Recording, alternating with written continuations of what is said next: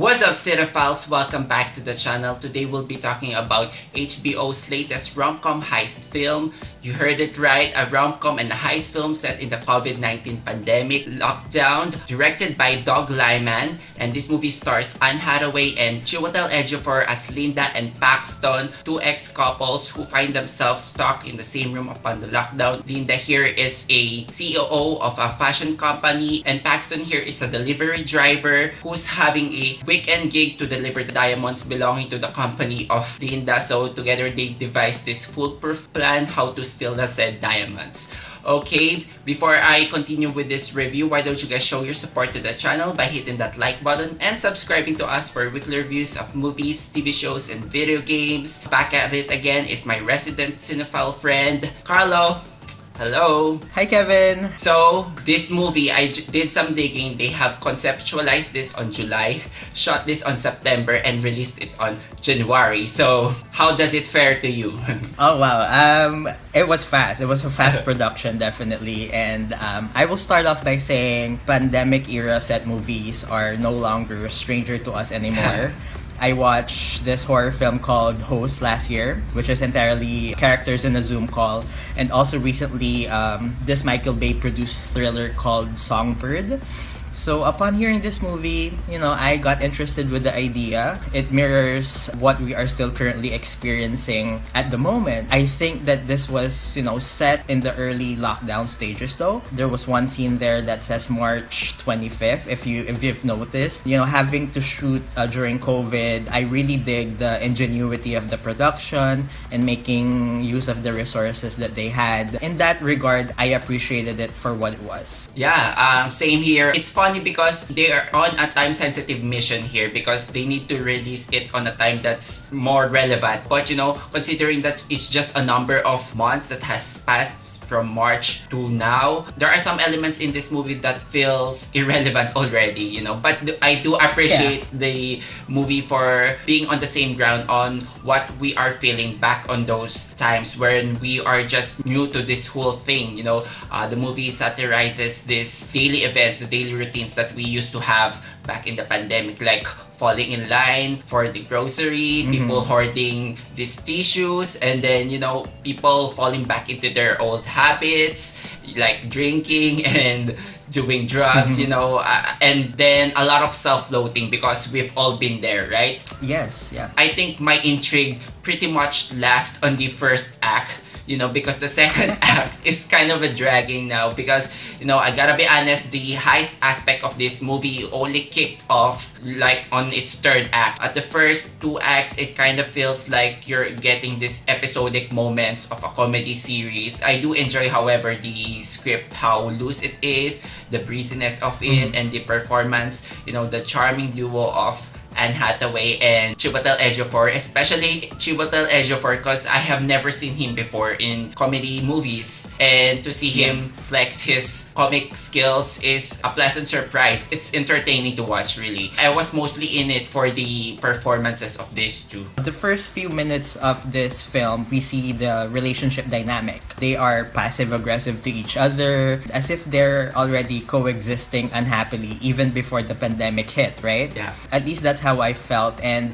they were making these expressions to themselves and to each other, like they're stressed, they're stuck, they can't do anything about it. Yeah, that's the idea of it. But also the relationship that they have, they've been together for 10 years and now they're sick of each other, and the lockdown was an added layer to their disappointment and to their dismay to each other. So they gave great performances, I would say. Anne Hathaway, she had a lot of projects last year, but this one is a role that I really liked because her performance felt a little bit theatrical and, like signature Anne Hathaway. One of the key things was her monologue about why she started smoking again. I thought that was well done, to be honest. That was cherry on top of the performance.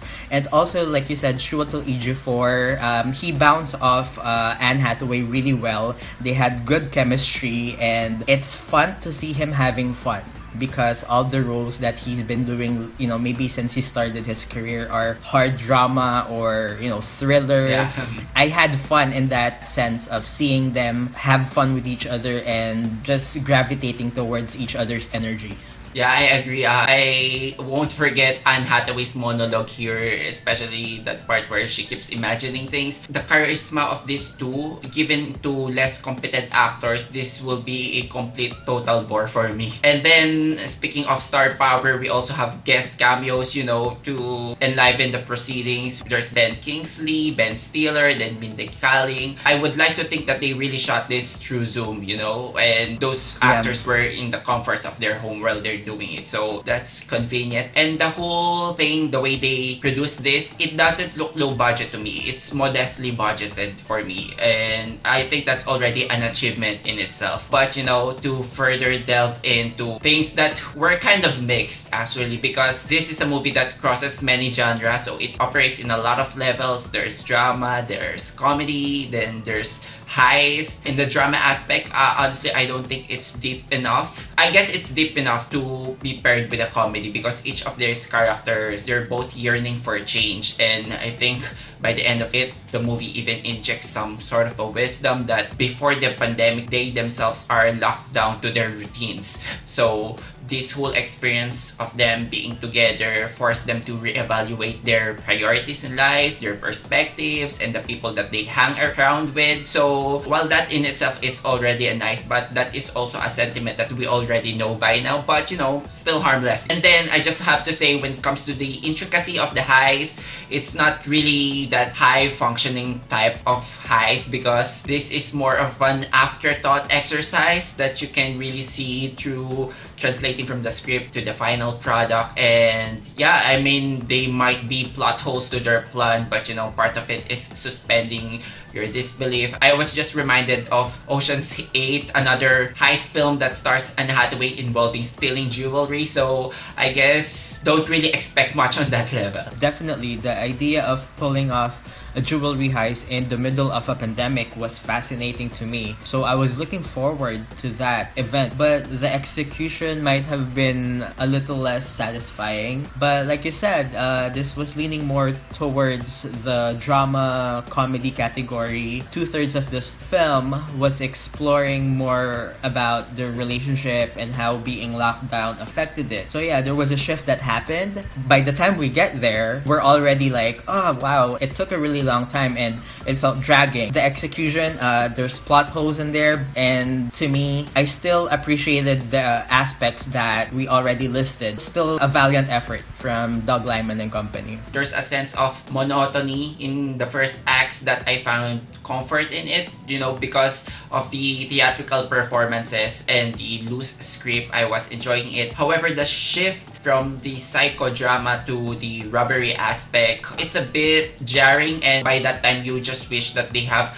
introduced the heist aspect of it much earlier. And there are some aspects of it that feel gimmicky, and the whole COVID pandemic setup is mostly used as a setting and not really mind as the whole context of the movie. However, I would be more forgiving because I do enjoy the performances here, and to think that these two ex-couples having this heist as their last intimate act before they part their ways, I found it interesting, and there's a sense of voyeuristic vibe when you're in the scenes with them. And yeah, I love the deadpan delivery, so I'm going to give this a 3 out of 5. Alright, the aspects that worked for me, their chemistry, there's a morality dilemma presented in the film. That kind of made me think deep into my thoughts as well. Also the details, like there's some details there that are far too realistic for me to not mention. Especially when she was doing a Zoom call and she was wearing a professional attire on top and then the pajamas at the bottom. That was real because a lot of us do that. That to me was really great, and I guess the good parts overwhelmed the ones I didn't like.